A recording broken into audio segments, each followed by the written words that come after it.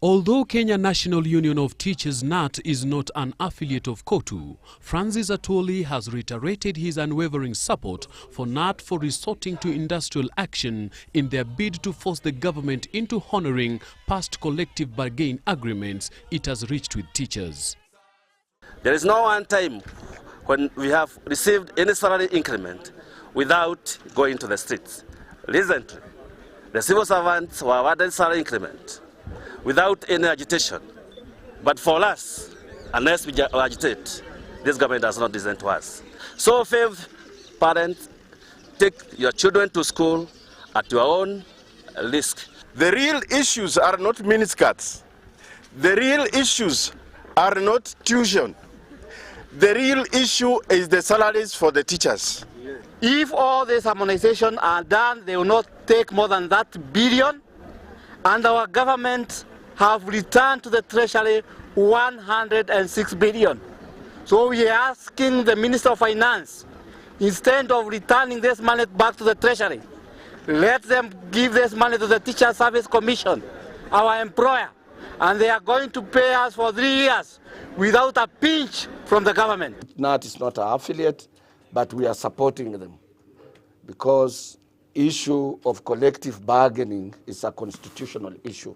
It's reflected in our Constitution, Chapter 3, Article 41, 5.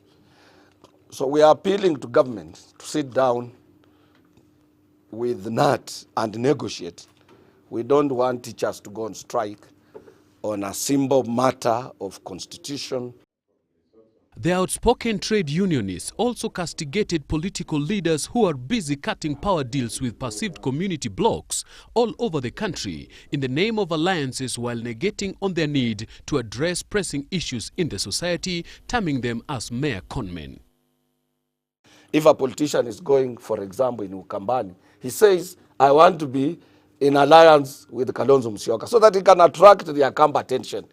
Equally, if somebody is going to Rift Valley, he says, we are working on alliance between so and Ruto, because so that he can attract the audience from Rift Valley. If he's going to Western, he says, oh, I'm now in alliance with Honorable Mudavadi, so that he can attract that audience from Western. If he's going to Nyanza, that is what we call political conship.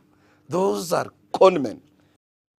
Atwoli sought to downplay recent media allegations of snubbing a court order to appear before High Court Judge Jane Gasheshe on corruption charges. While referring to reports in the media by one of the dailies, the COTU boss pledged his innocence, describing himself as a law-abiding citizen. I respect the judiciary. I respect the independence of our judiciary. I respect the new Chief Justice who is trying to bring reforms in our judiciary in order to restore Kenya's confidence in our judiciary. I fought for the new constitution. COTU took lead, and I will defend our constitution that I fought for together with my colleagues at the Central Organization of the Trade Unions.